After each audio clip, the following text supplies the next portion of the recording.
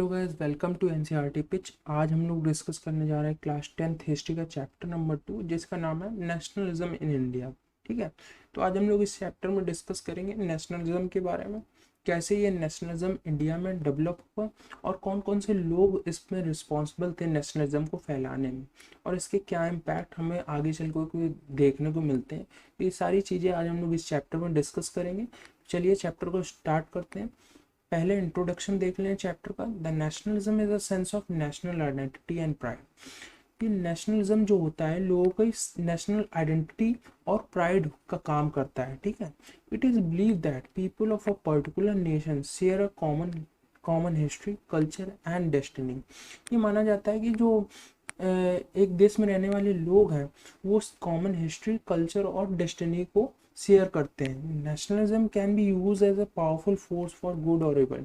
Nationalism जो है वो एक तरीके से पावरफुल टूल की तरह यूज किया जा सकता है, चाहे वो लोगों की भलाई हो, चाहे वो लोगों को गलत रास्ते में ले जाने का काम करें। जैसे कि इसका एग्जांपल हम लोग देखें तो इंडिया और Pakistan.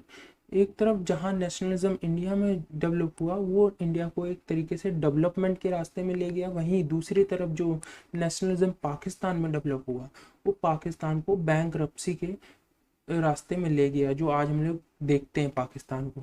It can be use to unite people and achieve great things. ये लोगों को एकजुट करने का काम करता है, लोगों को जोड़ने का काम करता है। और it can be use to justify violence and operation. वहीं दूसरी तरफ ये जो बैड नेशनलिज्म होता है वो लोगों को तोड़ने का काम करता है और वायलेंस क्रिएट करने का काम करता है सोसाइटी में। ठीक है, the rise of nationalism in India. अब नेशनलिज्म इंडिया में कैसे डेवलप हुआ, कौन कौन से फैक्टर थे जिनकी वजह से नेशनलिज्म इंडिया में डेवलप हुआ, वो डिस्कस करते हैं। Nationalism began to rise in India in early 90th century. 90th century में डेवलप होता है। ठीक है, जिसका इम्पैक्ट हमने 1857 के रिवॉल्ट में देखने को मिलता है। ठीक है, रिवोल्यूशन ऑफ 1857 जो नेशनलिज्म की। This was due to the number of factors including. ये कई सारे फैक्टर्स रिस्पॉन्सिबल होते हैं नेशनलिज्म को डेवलप करने में, जैसे कि the spread of western education. अब वेस्टर्न एजुकेशन का आना देश में, इसने क्या किया, लोगों को न्यू आइडियाज़ दिए, नए नए तरीके दिए अबाउट नेशनलिज्म एंड डेमोक्रेसी। लोगों को नए तरीके बताए नेशनलिज्म और डेमोक्रेसी के। The growth of Indian economy की ग्रोथ होना which led the emergence of new middle class. ठीक है, इसने क्या किया, न्यू मिडिल क्लास को इमर्ज किया देश में, which vested interest on the independence, Indian independence. ठीक है, जिसने आगे चल के इंडियन इंडिपेंडेंस के लिए काम किया। The decline of Mughal empire which led the power vacuum that was filled by the British rule. ठीक है, मुगल एम्पायर के डिक्लाइन के बाद पावर वैक्यूम बना और उनकी जगह लिया ब्रिटिशर्स ने।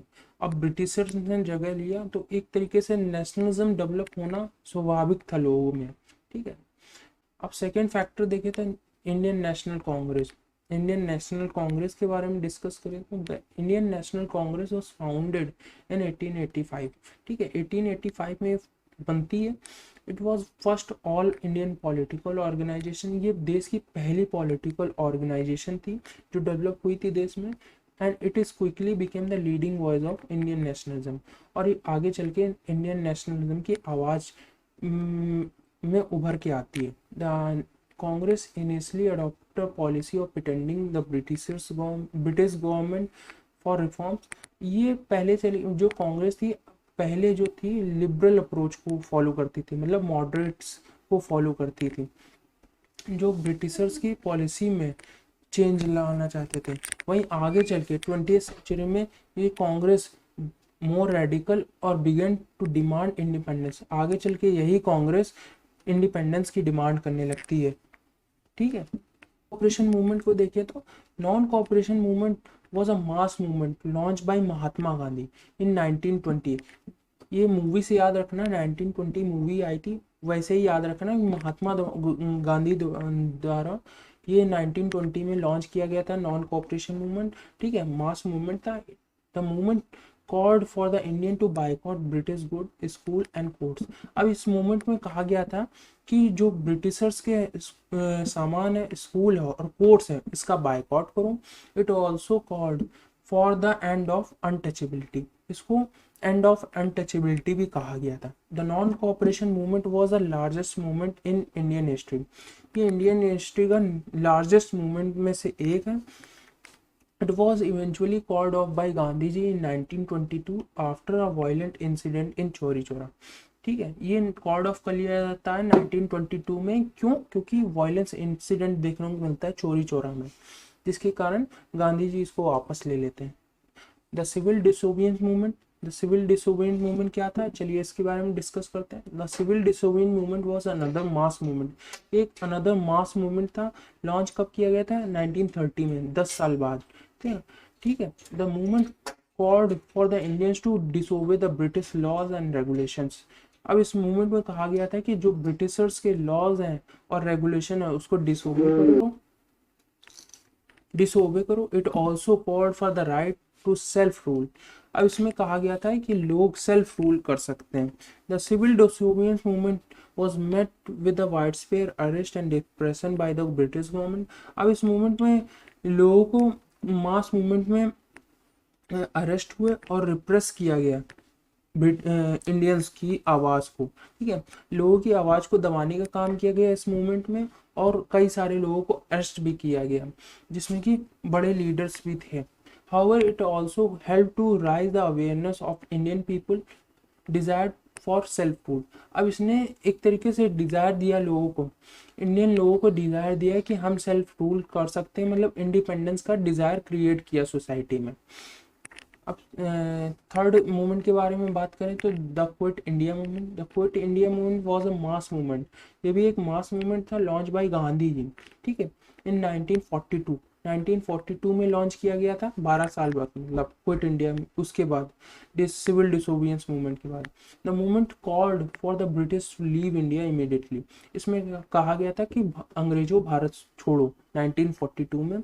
The Quit India movement was met with a widespread arrest and repression by the British government। स्वाभाविक सी बात है, ब्रिटिशर्स द्वारा इसका विरोध किया जाएगा। मास मूवमेंट में अरेस्ट किए गए थे लोग, और लोगों की आवाज़ को दबाने का भी काम हुआ था इस मूवमेंट में। ठीक है, however it also helped to accelerate the process of Indian independence. इसने इंडियन इंडिपेंडेंस के प्रोसेस को थोड़ा सा मोमेंटम प्रोवाइड कराया था। Nationalism was a powerful force in the struggle for Indian independence. It helped to unite Indians from different backgrounds and inspire them to fight for their freedoms। इसने nationalism ने लोगों को unite करने का काम किया और लोगों को एक साथ फाइट करने का सलाह दी। किसके खिलाफ? ब्रिटिशर्स के खिलाफ, जिसके कारण जो आज हमें फ्रीडम मिली है, ये नेशनलिज्म की फीलिंग के कारण है। The Indian nationalism was a complex phenomena. ये कॉम्प्लेक्स फिनोमिना है। It's shaped by variety of factors.